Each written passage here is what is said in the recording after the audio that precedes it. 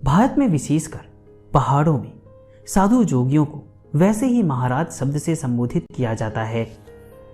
तिवारी जी का प्रश्न सुनते ही तपाक से उत्तर मिला, 20 साल बाद। अब जा। इस उत्तर से और भी अधिक सशंकित हुए तिवारी जी राम राम जपते आगे बढ़ गए, परंतु साधु महाराज की वाणी के अनुसार उन्हें कुछ ही दूर पहुंचने पर ट्रक भी मिल गया उन्हें कैंची तक पहुंचाने को। फिर भी उनके लिए यह घटना शीघ्र ही आई गई हो गई, परंतु ठीक 20 साल बाद तिवारी जी को उन्हीं के गांव कैंची में ही महाराज जी ने अपने वचनानुसार पुनः दर्शन दे दिए।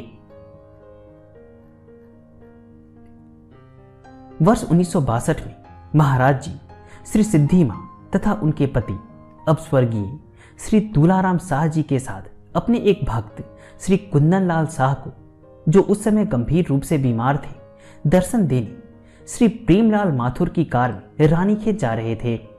आधे मार्ग में ही महाराज जी के मुख से एकाएक निकल पड़ा, श्यामलाल अच्छा आदमी था।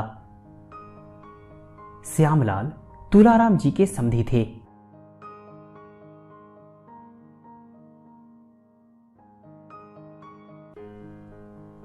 उनके लिए बाबा जी द्वारा था शब्द का प्रयोग सुनकर श्री सिद्धि मां का माथा ठनका और रानीखेत पहुंचकर थोड़ी देर बाद उनकी शंका की पुष्टि भी हो गई। टेलीफोन द्वारा सूचना मिली कि जब ये लोग मार्ग में ही थे तभी नैनीताल में श्यामलाल जी की हार्ट फेल हो जाने से मृत्यु हो गई। सर्वद्रष्टा बाबा जी ने देख लिया था सब कुछ। कुछ देर रानीखेत में रहकर ये पुनः नैनीताल को लौट चले, परंतु कैंची ग्राम पहुंचने पर महाराज जी गाड़ी से उतर गए और पैरापीठ पर जा बैठे।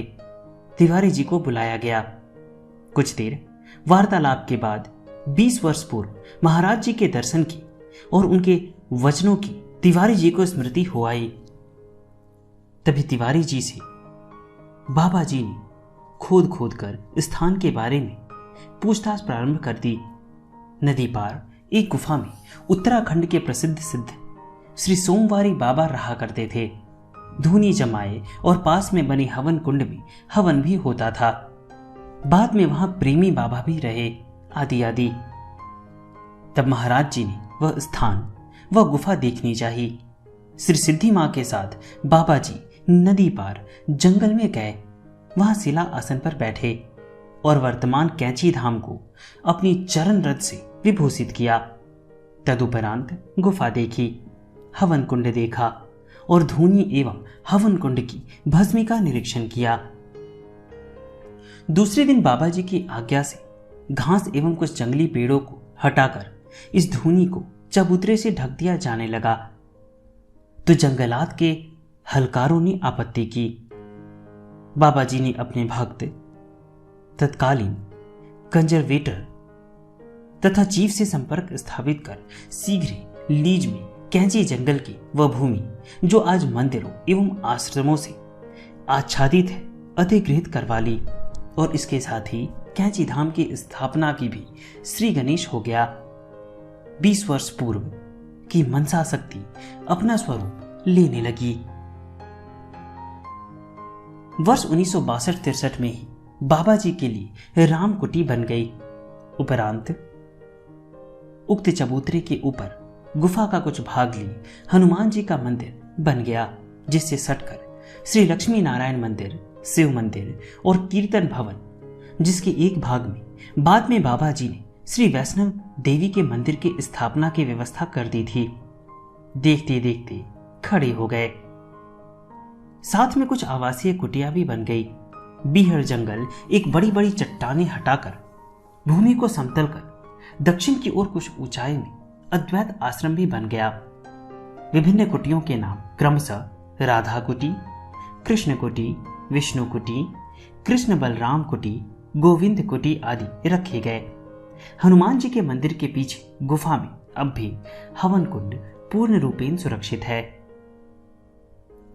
अब बाबा जी महाराज अधिकतर भूमि आधार और कैंची धाम में ही उत्तराखंड में प्रवास के मध्य रहने लगे थे। भक्तों, भंडारों, भजनों, कीर्तनों की दिनों दिन वृद्धि होने से दोनों स्थानों में धूम मच गई। कैंची धाम के प्रतिष्ठापन का दिन महाराज जी ने प्रारंभ से ही 15 जून नियत कर दिया था। जब वहां हनुमान जी की तथा अन्य मंदिरों में प्रतिष्ठित मूर्तियों की प्राण प्रतिष्ठा संपन्न हुई थी और यह 15 जून सदा के लिए कैंची धाम में शुद्ध घी में बने मालपुओं के भंडारे के लिए प्रसिद्ध हो गया, जिसमें हजारों की संख्या में दर्शनार्थी, श्रद्धालु एवं दूर दूर से आए भक्तगण छक कर प्रसाद पाते हैं और बांधकर घर भी ले जाते हैं। प्रतिष्ठा समारोह की सबसे अलौकिक घटना प्रत्यक्षदर्शियों के अनुसार यह थी कि बाबा जी महाराज ने एक छोटी बाल्टी भर दूध हनुमान जी को स्वयं अपने हाथों से पिला दिया। उपस्थित भक्त यानी श्री किशन चंद्र तिवारी आदि केवल यही देख पाए कि बाल्टी का दूध थोड़ी देर में शेष हो गया। केवल एक पतली सी दूध की धार फर्श पर थी और कुछ दूध हनुमान जी के होठों पर लगा था। इसी प्रकार 15 जून 1973 को श्री विंध्यवासिनी देवी और 15 जून 1974 को श्री वैष्णवी देवी के मंदिर का भी प्रतिष्ठापन श्री कैंची धाम में मूर्तियों की प्राण प्रतिष्ठा के साथ संपन्न हो गया। श्री विंध्यवासिनी मंदिर की स्थापना प्रभु स्वयं करा गए थे तथा वैष्णवी देवी मंदिर की स्थापना का पूरा प्रबंध अपने निर्वाण यानी 10 सितंबर 1973 के पूर्व स्वयं ही कर दिए थे।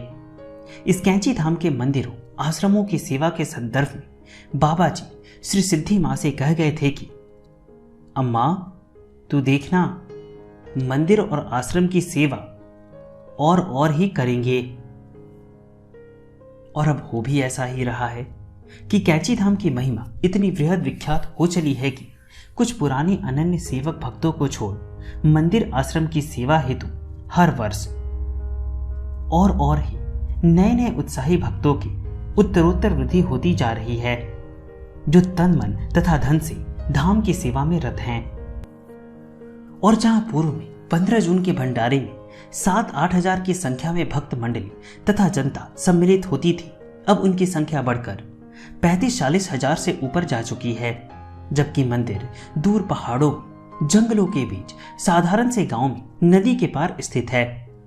बाबा जी कह भी तो गए थे, देखना एक दिन ऐसा आएगा कि हजारों की संख्या में लोग कैंची धाम का प्रसाद पाने आएंगे। अब तक पाश्चात्य देशों के सैकड़ों भक्त एवं दर्शनार्थी भी धाम दर्शन को आ चुके हैं, आते रहते हैं। आगंतुकों एवं विभिन्न आश्रमों से आए दर्शनार्थियों से यही सुनने को मिलता है कि धाम के प्रवेश द्वार से आगे बढ़ने पर ही परम शांति प्राप्त हो जाती है।